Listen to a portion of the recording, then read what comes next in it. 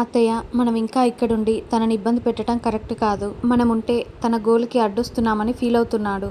తన ఫోకస్ తగ్గుతుందని మనల్ని నిందిస్తున్నాడు. మన వల్ల ఇంకొకరు బాధపడకూడదు అత్తయ్య. అది మనకే కాదు, బావకి కూడా ఇష్టం ఉండదు కదా అత్తయ్య. వెళ్ళిపోదాం పదండి అత్తయ్య. మనం ఇక్కడ ఎన్ని రోజులు ఉన్నా కూడా నా బావ నాకు తిరిగి రాడు.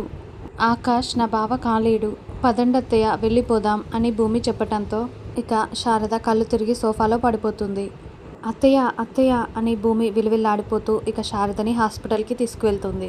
ఇంకోవైపు పూరి ఎగ్స్ ఉడకబెట్టి వాటిని పొట్టు తీస్తూ ఉంటే అప్పుడే ధృవ అక్కడికి వచ్చి వెనుక వైపు నుండి పూరిని హక్ చేసుకోవటంతో ఇక పూరి ఒక్కసారిగా భయపడుతుంది. ఉష్ అరవకు, మా చెల్లి వింటుంది. ఏంటి అలా చూస్తున్నావు? పెళ్ళైన భార్య దగ్గరికి భర్త వస్తే కంగారు పడకూడదు. ఊరికే ఏం చేస్తున్నావో చూద్దామని వచ్చాను.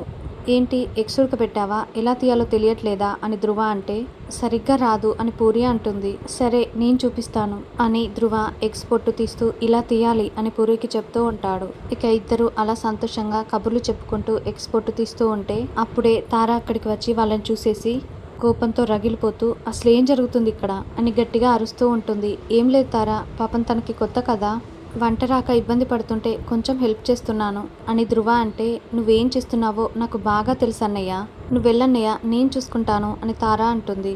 ఇక తార పూరి దగ్గరికి వచ్చి అన్నయ్య లేడన్న బాధ కూడా లేకుండా బాగానే ఎంజాయ్ చేస్తున్నావు అని తార అంటే ఏంటి తార అని పూరి అంటుంది. ఏంటా అని అమాయకంగా అడుగుతున్నావా? ఇప్పుడే చూశాను, వాడు వెనుక నుండి వచ్చి కౌగలించుకున్నాడు కదా, నువ్వు కూడా హాయిగా ఆస్వాదిస్తున్నావు అని తారా అంటే లేదు తను సడన్గా వచ్చాడు అని పూరి అంటే అయితే నువ్వు తనని తోసేసి గట్టిగా అరవాలి కదా, నీకు ఇష్టం లేకపోతే ఆపాలి కదా, నువ్వు చేయాల్సినవన్నీ చేస్తున్నావు. అమాయకంగా ముఖం పెట్టి మగవాళ్ళని నీ వైపుకు తిప్పుకోవటం బాగా అలవాటే నీకు అని తారా అంటే దయచేసి అలా మాట్లాడుకుతారా అని పూరి అంటుంది. ఏంటి నిజం చెప్తుంటే బాధేస్తుందా అని తార అంటే నోటికొచ్చినట్టు మాట్లాడకుతారా అని పూరి వేలు చూపిస్తూ వార్నింగ్ ఇస్తూ ఉంటుంది. ఇక తార కోపంతో పూరి చేతిని పట్టుకొని ఆ ఎగ్స్ ఉడకబెట్టిన వేడి నీళ్ళలో ముంచుతుంది. తార ప్లీజ్ తార వద్దు తారా అని పూరి విలువిల్లాడిపోతూ ఉంటుంది.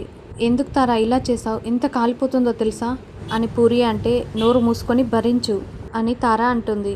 మా అమ్మ అన్నయ్య వాళ్ళు ఉన్నంత వరకు నన్ను అసలు వంటగది వైపు కూడా రానివ్వలేదు. నా చేతికి ఇలా చిన్న ఘాటు పడినా కూడా వాళ్ళు తట్టుకోలేకపోయేవారు. అలాంటిది నువ్వేం చేసావో చూడు. మా అన్నయ్య ఉండి ఉంటే నా చేతులు ఇలా అయితే చూస్తూ ఉండేవాడా?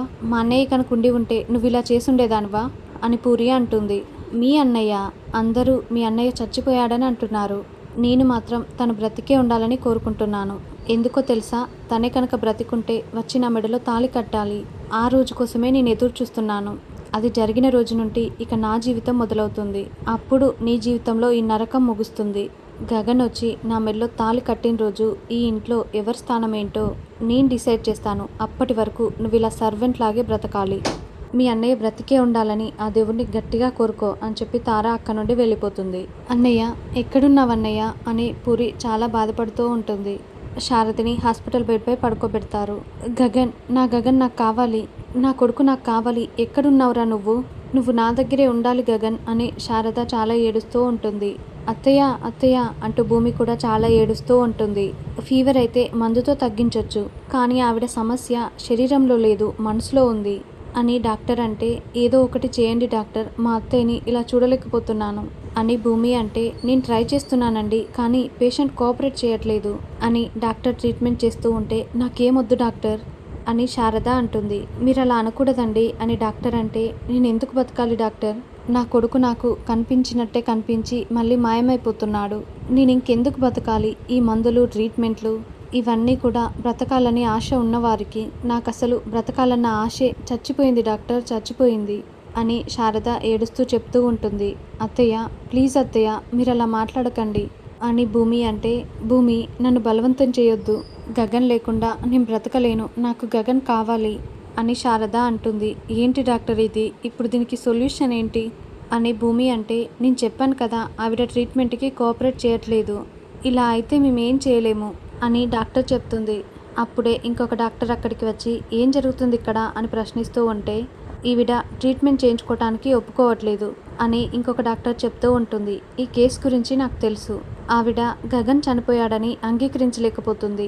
ఇప్పుడు అతని రూపంలో ఉన్న ఆకాశం చూసి అతనే నా కొడుకని నమ్మేసింది. తన కొడుకు మళ్ళీ తిరిగొచ్చాడని ఆశపడింది. ఆ ఆశతోనే బ్రతకటం మొదలుపెట్టింది అని ఆ డాక్టర్ చెప్తుంటే, కానీ అతను గగన్ కాడని తెలిసిపోయింది కదా అని ఇంకొక డాక్టర్ అంటుంది. అదే ప్రాబ్లం. మళ్ళీ అతను గగన్ కాదని తెలిసేసరికి మళ్ళీ ఆశ చచ్చిపోయింది. ఇప్పుడు ఆవిడ కోలుకోవాలంటే గగన్‌లా ఉన్న ఆకాష్ ఇక్కడికి వచ్చి నేనే నీ కొడుకునని ఆవిడతో చెప్పాలి అని డాక్టర్ చెప్పటంతో భూమి చాలా షాకింగ్‌గా చూస్తూ ఉంటుంది. అవునమ్మా, ఒక్కసారి అతను ఆవిడ ముందుకు వచ్చి నేనే నీ కొడుకునని చెప్పాడనుకో, ఆవిడ మనసు కుదుట పడుతుంది. అప్పుడు ట్రీట్మెంట్ తీసుకోవటానికి ఒప్పుకుంటుంది అని డాక్టర్ అంటే, కానీ అది అబద్ధం కదా అని భూమి అంటుంది. కొన్నిసార్లు మంచి జరగాలంటే నిజాన్ని పక్కన పెట్టాల్సొస్తుంది. తన ఆరోగ్యం కుదుటపడ్డాక మెల్లగా తనకి తర్వాత నిజం చెప్పొచ్చు అని అతను చెప్తుంటే, ఇక శారద గగన్ గగన్ అని కలవరిస్తూ ఉంటుంది. చూశారా, ఆవిడ మనసంతా గగన్‌తో నిండిపోయింది. గగన్ తిరిగొచ్చాడన్న నమ్మకం ఆవిడకి కలిగితేనే ఆవిడ బతుకుతుంది అని అతను చెప్తాడు. కానీ అతను మమ్మల్ని చూస్తేనే మండిపడుతున్నాడు. మాతో మాట్లాడడానికే ఇష్టపడట్లేదు అని భూమి అంటే, నాకు తెలుసమ్మా, కానీ ఇప్పుడు మీకు వేరే ఆప్షనే లేదు. ట్రీట్మెంట్ కావాలంటే అతను రావాల్సిందే అని డాక్టర్ తేల్చి చెప్పేస్తాడు. ఈవిడ ఇలాగే ఉంటే తన పరిస్థితి రోజురోజుకి క్రిటికల్‌గా మారుతుంది. మన దగ్గర ఎక్కువ సమయం లేదు. మీరు అతన్ని ఎలాగోలా ఇక్కడికి తీసుకురావడానికి ప్రయత్నించండి అని లేడీ డాక్టర్ చెప్తుంది. ఇక భూమి శారద చేతులు పట్టుకొని, ఎలాగైనా బావని ఇక్కడికి తీసుకొస్తానత్తయ్య అని భూమి అక్కడి నుండి వెళ్ళిపోతుంది.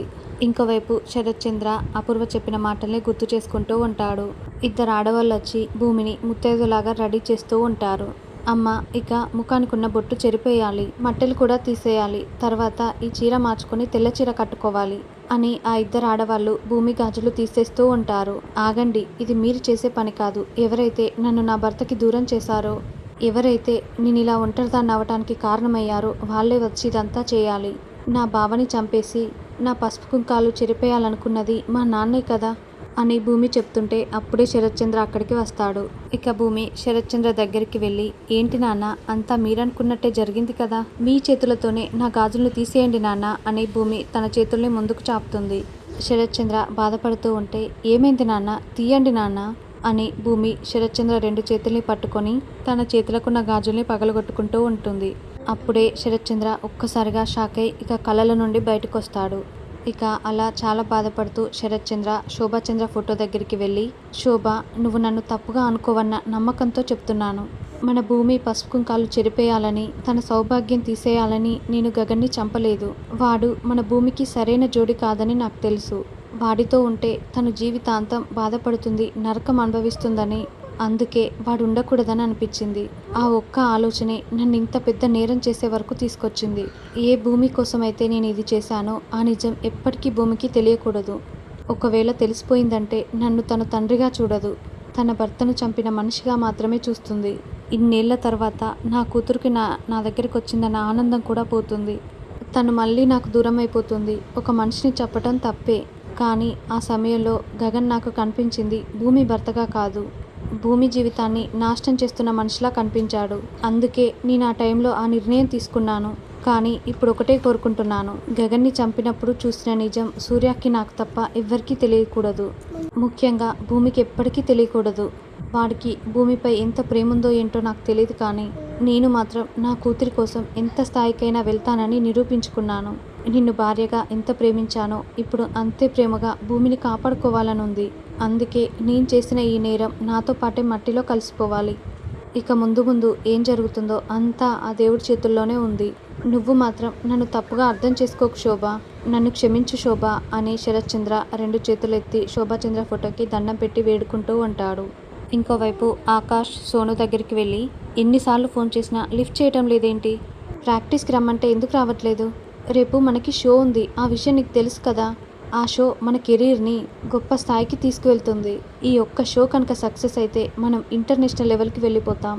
ఎన్నిసార్లు నీకు ఈ విషయం చెప్పాలి అని ఆకాష్ అంటుంటే, నీకెప్పుడు షో గురించేనా, నాకు మాత్రం కెరీర్ ఎంత ఇంపార్టెంటో పర్సనల్ లైఫ్ కూడా అంతే ఇంపార్టెంట్. నాకు డ్యాన్స్ ఎంత ఇష్టమో నువ్వు కూడా అంతే ఇష్టం అని సోను అంటుంది.